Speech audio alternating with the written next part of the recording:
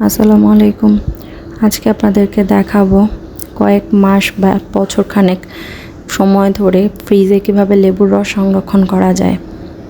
বোনের বাগান থেকে তুলে অনেকগুলো লেবু পাঠানো হয়েছে। এতগুলো লেবু অল্প কয়েকদিনের মধ্যে খেয়ে শেষ করা সম্ভব না। 2 দিন বাইরে ছিল, তাতেই দেখুন ছিলকাগুলো শুকিয়ে গিয়েছে। ফ্রিজে রাখলেও কিন্তু খুব বেশি দিন ভালো থাকবে না, নষ্ট হয়ে যাবে। তাই ভাবলাম এর রস বের করে ডিপ ফ্রিজে ফ্রোজেন করে রাখি 6 মাস বা 1 বছর, বা আমি চাইলে যতদিন খুশি ততদিনই রাখতে পারবো। প্রথমেই আমি লেবুগুলো পানি দিয়ে সুন্দরভাবে পরিষ্কার করে ধুয়ে নিচ্ছি। লেবুগুলো এখনও পুরোপুরি বাতি হয়নি।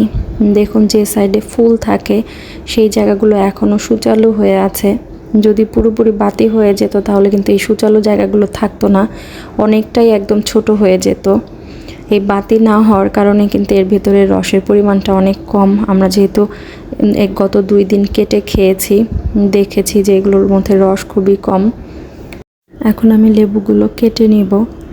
লেবু কাটার অনেক নিয়ম আছে, কিন্তু আমি সেই নিয়ম অনুযায়ী কাটছি না, যেহেতু লেবুগুলো খুব একটা পরিপক্ক না, রস বের করতে অনেকটাই কষ্ট হয়ে যাবে। তাই যেভাবে সুবিধা মনে হচ্ছে সেইভাবেই কেটে নিচ্ছি। চামড়া শুকিয়ে যাওয়ার কারণে কিন্তু লেবু কেটে নিতেও কষ্ট হচ্ছে। মাঝে মাঝে কিন্তু লেবুর দাম অনেক হয়ে যায়, তাই যখন লেবুর দাম কম থাকে তখন এভাবে সংরক্ষণ করে রাখলে কিন্তু অনেকটাই সেভ হয়। প্রতিদিন লেবু কেটে শরবত করে খেতে অনেক সময় আলসেমি লাগে, তাই না? এভাবে কেটে যদি রস সংরক্ষণ করে রাখেন তাহলে কিন্তু আপনার কাজও সহজ হবে, সময়ও সেভ হবে। লেবুগুলো কেটে নেওয়া হয়ে গিয়েছে। লেবুর ভিতরে বীজের পরিমাণ কিন্তু অনেক বেশি, দেখুন। এই লেবুর টুকরোগুলো থেকে এখন আমি রস বের করে নিব। সেজন্য এখানে আমি একটি কাচের গ্লাস নিয়েছি। কাচের গ্লাস নিয়েছি এর কারণ হচ্ছে কাচের গ্লাসের মুখগুলো পাতলা থাকে, মেলামাইন বা অন্য যে কোনো গ্লাসের মুখ কিন্তু মোটা থাকে।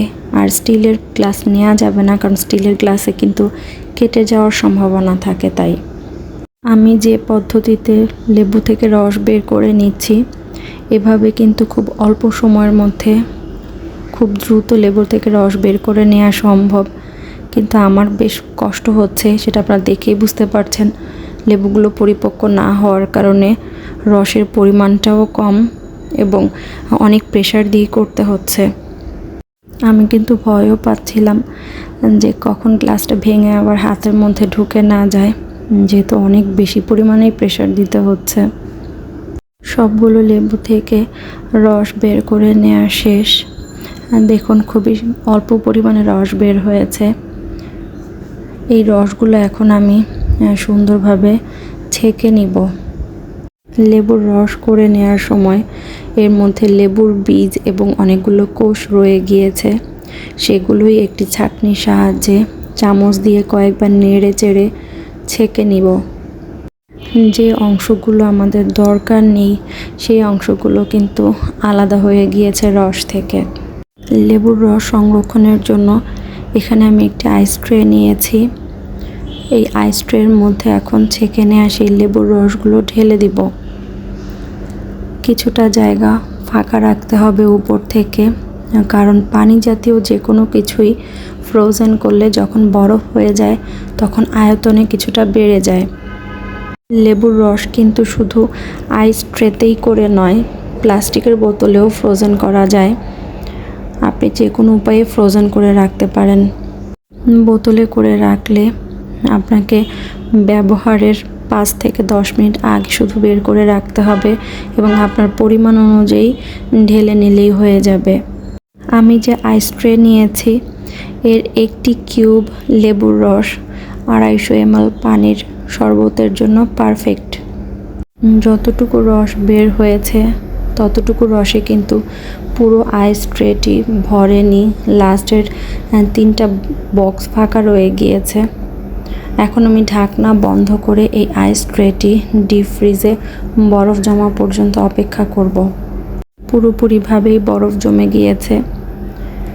এই বরফের টুকরোগুলোই জিপলক ব্যাগে করে বা পলিতে করে আপনি 6 মাস বা 1 বছর বা আপনার যতদিন মনে হবে ততদিনই সংরক্ষণ করতে পারবেন। লেবুর এই আইস কিউবগুলো থেকে কয়েক টুকরো দিয়ে এই মুহূর্তে আমি আপনাদেরকে শরবত তৈরি করে দেখাবো এবং বাকি কিউবগুলো জিপলক ব্যাগে করে ডিপ ফ্রিজে সারা বছরের জন্য সংরক্ষণ করব।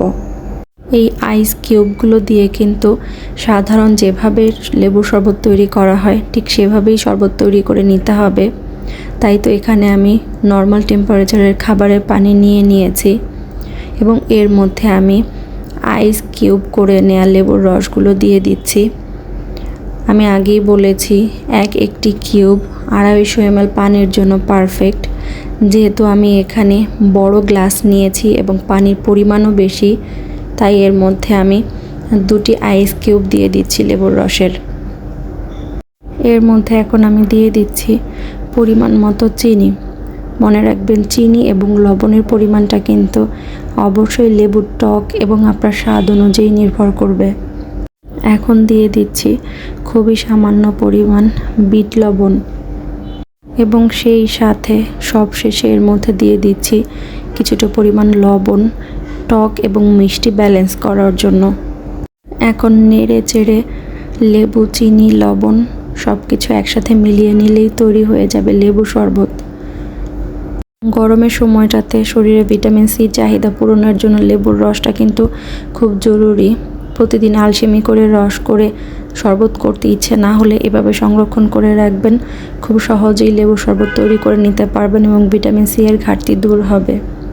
আশা করছি আমাদের পুরো ভিডিওটি আপনাদের কাছে ভালো লেগেছে।